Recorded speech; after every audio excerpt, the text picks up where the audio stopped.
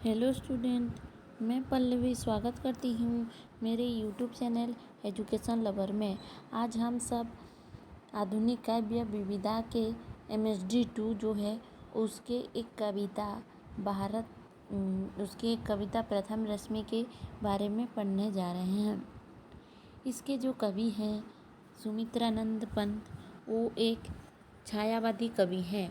उनको प्रकृति से बहुत ज़्यादा प्रेम है, प्रकृति के बहुत ज़्यादा करीब है। माता पिता भाई बहन प्रकृति उनके लिए सब कुछ है। तो उन्होंने प्रकृति के जो प्रथम रश्मि आने से पहले का जो हलचल रहती है सारे संसार में, उसी का छोटे छोटे ये में वर्णन किए हैं। तो चलो शुरू करते हैं। प्रथम रश्मि का आना रंगिनी, तूने कैसे पहचाना, कहाँ कहाँ है बाल विहंगिनी, पाया तूने यह गाना।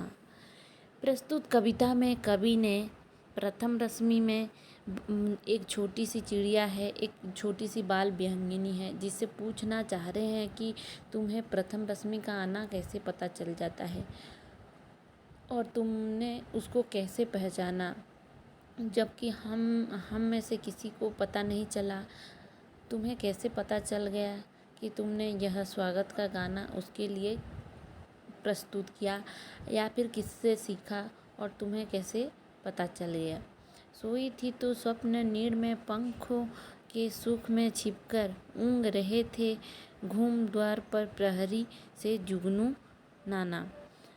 जब प्रथम रश्मि आने से पहले सारी दुनिया सुखद निद्रा में स्वप्न के घोंसले में सोया रह था, तुम अपनी पंखों को छिपाकर सुख में सो रहे थे। तब जुगनू जब प्रहरी बन के चारों तरफ घूम रहे थे, तब तुमने यह गाना कैसे सीखा।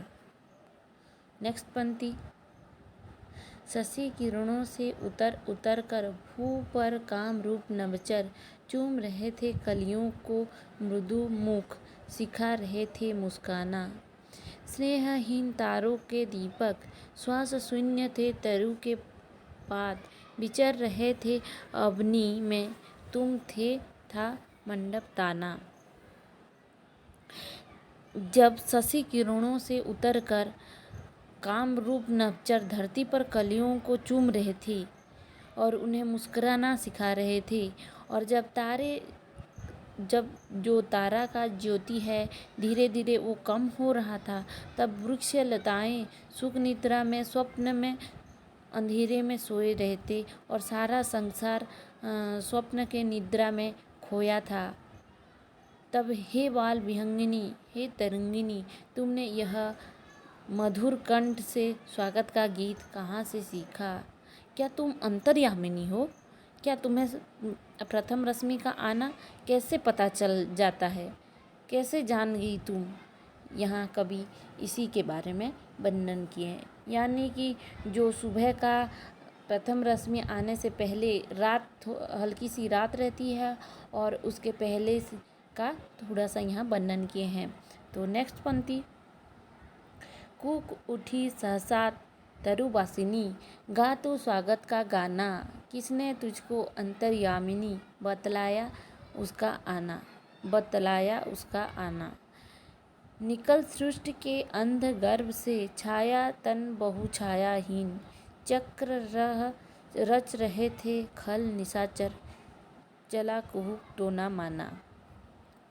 चारों तरफ जब सृष्टि अंधेरे के गर्भ में विचर रही थी, खलनायक रात के अंधेरे में अपने खल प्रवृत्ति का ताना बाना कर रही थी, तब संसार को धोखा देने का जाल ये बुन रही थी, तभी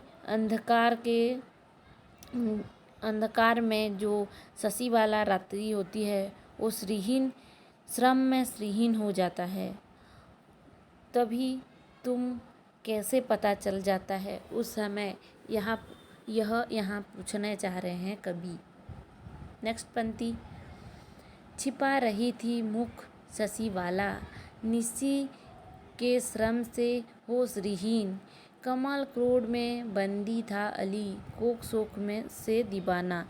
यानी जो कमल का फूल रहता है वहाँ पे भौरा जो होता है वो उसके कोक शोक में दीवाना हो रहा होता है, और विषय वासना में लिप्त होकर जो इंद्रियां रहती हैं, इंद्रियां वो सब मूर्छित हो जाते हैं। जड़ चेतन जो होता है वो एकाकार हो जाता है, सारे और शून्य पड़ जाता है।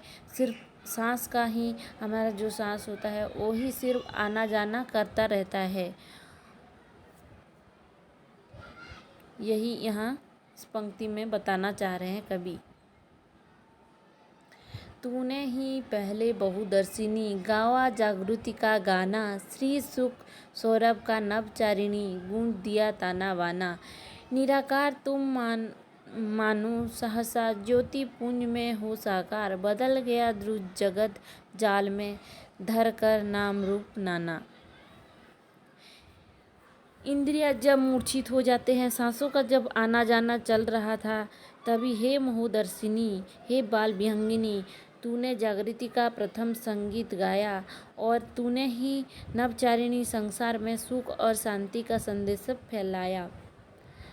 जब चारों तरफ अंधेरा हो गया था तभी तुमने ही प्रकाश का गीत गाया था, यानी प्रकाश फैलाया था चारों तरफ, और तुमने ही जागृति का गीत गा के चारों तरफ शांति सुख यही फैलाया। कवि यहाँ यही बताना चाह रहे हैं कि बाल विहंगिनी, छोटी सी बाल विहंगिनी, किसी को पता नहीं चलता, पर छोटी सी बाल विहंगिनी है जो उसको सब कुछ पता चल जाता है। प्रथम रश्मि का आना और उसके पहले का जो भी है वो सारा कवि यहाँ किस तरह वर्णन किए हैं। छोटे छोटे चीज़ों से उन्होंने प्रकृति का वर्णन किए हैं, अच्छे से बिल्कुल प्रकृति को करीब से जाना है। तो नेक्स्ट पंक्ति आओ देखते हैं।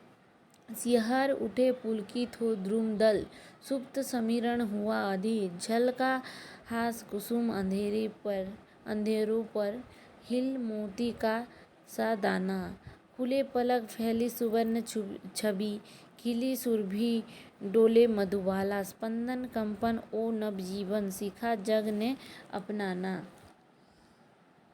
यहाँ कवि जब वो जागृति का गीत गाती है तब वृक्ष लताएं पत्ते कलियां सब सचेत हो जाते हैं, और उनके जो हल्के हल्के समीर सिहर उठते हैं, और फूलों पर ओस के जो मोती रहते हैं वो भी सिहर उठती हैं।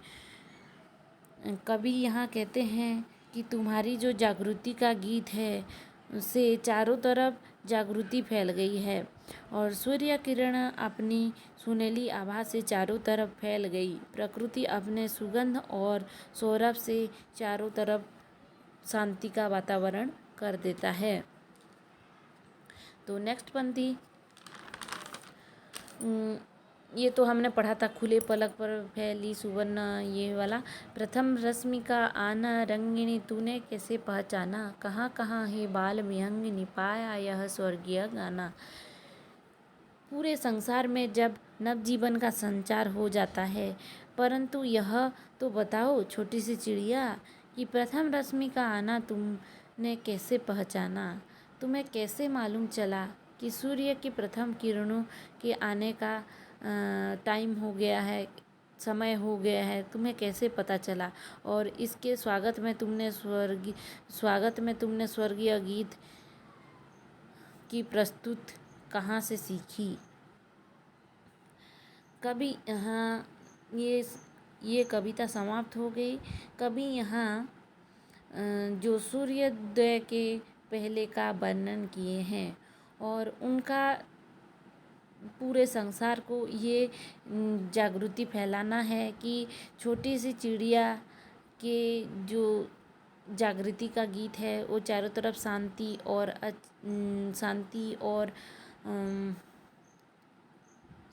और जागृति फैला रही है, और अंधार